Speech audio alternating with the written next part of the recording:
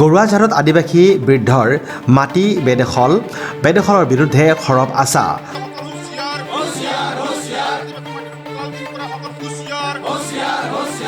ওদালগুৰিৰ গৰুৱাঝাৰত অসহায় এগৰাকী আদিবাসী বৃদ্ধৰ কৰুণ বিৰণী। চাহ শ্ৰমিক হিচাপে কৰ্মৰত আদিবাসী বৃদ্ধজনৰ পৈতৃক ভূমিত বেদখলকাৰীৰ দপদপনি। পৈতৃক মাটি হেৰুৱাই নীৰৱে কান্দিছে অসহায় নানু মুণ্ডাই। অৱশেষত অসহায় নানু মুণ্ডাৰ কাষত আদিবাসী ছাত্ৰ সন্থাৰ নেতৃত্ব। ঘটনাৰ সৰজমিন তদন্তৰ পাছত বেদখলকাৰী তিনি দালাল মন্টু, তপন আৰু পিণ্টু পালৰ বিৰুদ্ধে সোচ্চাৰ আছা। বিষয়ে আজি আমি ধৰ্ণা দিবৰ কাৰণে বাধ্য হ'লোঁ।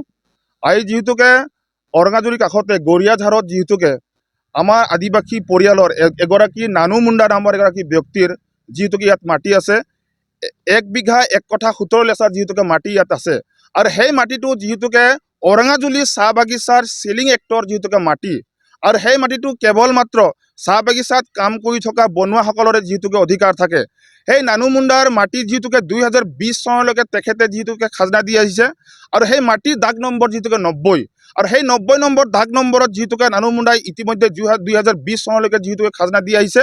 আৰু 2020 চনৰ পিছত যিহেতুকে চৰকাৰে যিহেতুকে তজি মাটি হওক বা একচনীয়া মাটি, এইবিলাক মাটিৰ ক্ষেত্ৰত কিন্তু চৰকাৰে যিহেতুকে বন্ধ কৰিছে, আৰু সেই চব খাজনা যিহেতুকে বন্ধ হৈছে। এতিয়া কথাটো হৈছে কি, নানু মুণ্ডাৰ মাটি কেইগৰাকীমান ব্যক্তি, ওচৰৰে কেইগৰাকীমান ব্যক্তি যিহেতুকে তেখেতসকলে এই মাটিটো তেখেতসকলে লুটপাট কৰিব বিচাৰিছে।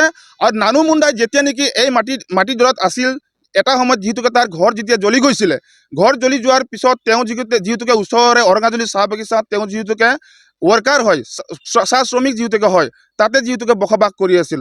যেতিয়া তেওঁলোকে সেই চাহ বাগিচাৰ পৰা কোম্পানীয়ে ৰিটায়াৰ্ড দিয়াৰ পিছত ইয়াত যিটো তেখেতে নিজৰ মাটিত যিহেতুকে ঘৰ বনাবলৈ আহোঁতে তেখেতসকল এই মাটিডৰাৰ ওচৰতে যিহেতুকে কেইগৰাকীমান ব্যক্তি, 3জন ব্যক্তি যিহেতুকে মকপাল, তপন পাল আৰু পিণ্টু পাল, এই 3গৰাকী ব্যক্তিয়ে আজি এই নানু মুণ্ডাক যিহেতুকে হোজা এজন মানুহ, যিহেতুকে ব্যক্তিগৰাকী একেবাৰে নিৰীক্ষৰ, শিক্ষা দীক্ষা নাই, একেবাৰে দৰিদ্ৰ পৰিয়াল, সেইগৰাকী ব্যক্তি যেতিয়া নেকি ইয়াত ঘৰ বনাবলৈ আহে, তেতিয়া তেখেতসকলে কি কৰে, ভয় ভাবুকিৰে সেই মাটিটোত ঘৰ বনাব বাধা দিয়ে।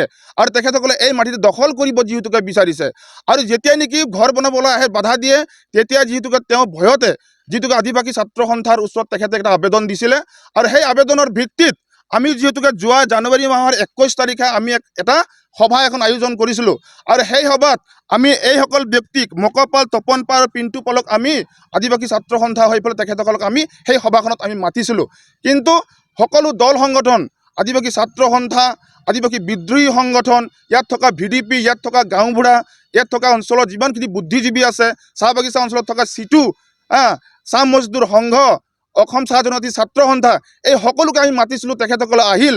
কেৱল মাত্ৰ এই যিসকল ব্যক্তি নেকি নানু মুণ্ডাৰ মাটি দখল কৰিবৰ কাৰণে তেখেতসকলে অহৰহ চেষ্টা কৰি আছে, এই মকপাল, তপন পাল আৰু পিণ্টু পাল, কিন্তু সেইখনৰ মিটিঙত তেখেতসকল নাহিল। আৰু যেতিয়া আমি খবৰ পালোঁ, তেখেতসকলে ঘৰ চৰ একেবাৰে তালা মাৰি তেখেতসকলে পলাই পত্ৰং দিছিল। গতিকে ইয়াৰ পিছতে আহি আমি এই মাটিডৰাত যিহেতুকে আমি নিজেই যিহেতুকে নানু মুণ্ডাক আমি কৈছিলোঁ যে ঘৰ এটা বনাওক, আৰু সেই হিচাপত তেওঁ ঘৰ বনাইছে, আৰু 4 সীমা নিজে ঠিক যিহেতুকে কৰা হৈছিল। এতিয়া কথাটো হৈছে কি, এই মকপাল, তপন পাল, পিণ্টু পালে আজি বিভিন্ন ধৰণৰ প্ৰলোভন কিছুমান মানুহক দি আহিছে। টকাৰ প্ৰলোভন দি কিছুমান মানুহক ইয়াতে খটোৱা হৈছে। খটাই ইয়াতে মানুহ মাটি বেদখল কৰিবৰ কাৰণে তেখেতসকলে আহি থাকে। আৰু আমি যিহেতুকে আদিবাসী ছাত্ৰ সন্থা আৰু আদিবাসী বিদ্ৰোহী সংগঠন যিহেতুকে জড়িত হৈ এই মাটিটোক আদিবাসী জাতিৰ স্বাৰ্থত এই নানু মুণ্ডাক যিহেতুকে আমি মাটিখিনি ওলাই দিবৰ কাৰণে আমি অহৰহ চেষ্টা কৰি আছোঁ। কাৰণ কথা এটাই, যিহেতুকে নানু মুণ্ডা যিহেতুকে আমাৰ আদিবাসী জনগোষ্ঠীৰ এটা যিহেতুকে সন্তান হয়, আৰু সেই তেখেতৰ মাটি যিহেতুকে বলপূৰ্বকভাৱে কোনোবাই দখল কৰিব, বলপূৰ্বকভাৱে তেওঁক হেঁচা দিব, ধমকি দিব, প্ৰাণে মৰা ভাবুকি দিব, এই কথা কিন্তু আদিবাসী ছাত্ৰ সন্থাই কেতিয়াও মানি নলয়। ঘটনাটো ৰাজহুৱা হোৱাৰ পাছত নানু মুণ্ডাৰ ঘৰত উপস্থিত হৈ ওদালগুৰি জিলাৰ আছা নেতৃত্বই সমগ্ৰ ঘটনা সন্দৰ্ভত আশ্চৰ্য প্ৰকাশ কৰাৰ লগতে অসহায় আদিবাসী বৃদ্ধগৰাকীৰ মাটি বেদখল কৰা কাৰ্য কোনো কাৰণতে সহ্য কৰা নহ'ব বুলি সকীয়াই দিয়ে। এইটো মাটি পুৰুষৰ মাটি, মা দেউতা বা অজা মাটি হয়। মই ইয়াতে সৰু আছিলোঁ, তেতিয়া মোৰ মা ইয়াতে ঢুকাল। মই সৰু থাকোঁতে মা ঢুকাল। তাৰপিছত ঢুকাৰ পিছত ঘৰটো জ্বলি গ'ল। তাৰপিছত দেউতা আকৌ ইয়াতে বনাব নাছিল, বাগানত গুচি গ'লোঁ।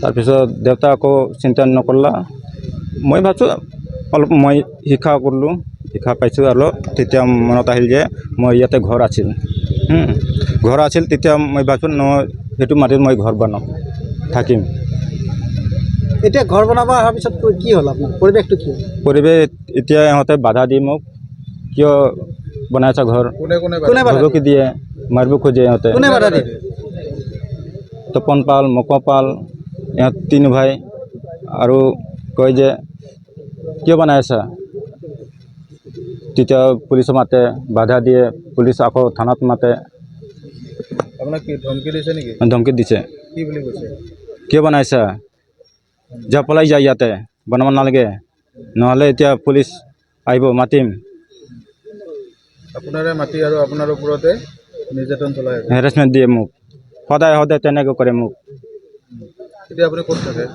এতিয়া অৰংগাজুলি বাগানত থাকোঁ এতিয়া মই তাতে ৰিটায়াৰ পালোঁ ইয়াতে আহিম বুলি ভাবছোঁ ঘৰ বনাম থাকিম বুলি ক'লোঁ তেতিয়া ইহঁতে আকৌ বাধা দিয়ে মোক জিলা হয় কমিটি আমি যোনটো আমাৰ ৰাণু মুণ্ডাৰ যোনটো মাটি লুটপাট হৈ আছে সেইসকলক দালালকেইটাক আমি হুঁচিয়াৰ কৰিছোঁ যদি অন্যথা যদি কেইটা দালাল যদি আমাৰ যোনটো জনগোষ্ঠীৰ আমাৰ চাহ জনগোষ্ঠী হওক আদিবাসী যদি মাটি যদি উল্টা পুল্টা কৰে তেহেঁতক আমি একদম নেৰো যোনে হওক আৰু তাক আমি খকিয়াই দিছোঁ এই মিডিয়াৰ যোগেদি যেহেতু আমাৰ মাটি যে আমাৰ জনগোষ্ঠী পাব লাগে এইটো আমাৰ অধিকাৰ হয় এইটো আমাৰ ৰাইট হয় আৰু যোনোবাই কোনো দালাল কৰি আছে সিহঁতক অপেন খকিয়াই দিছোঁ এইখন দালালক আৰু বিশেষ যিটো আমাৰ মাটি হয় এইটো আমাৰ জনগোষ্ঠীৰ মাটি অনুমান এইটো হয় সেয়ে ঘৰ বনাবাৰ কোনে দালাল কাম কৰি আছে এইটো বোলে কাম উঠাই দিব লাগে নহয়তো আমি 2 দিনৰ ভিতৰত আমি ঘৰতে ভাঙি দিম তাত desk report news express Assam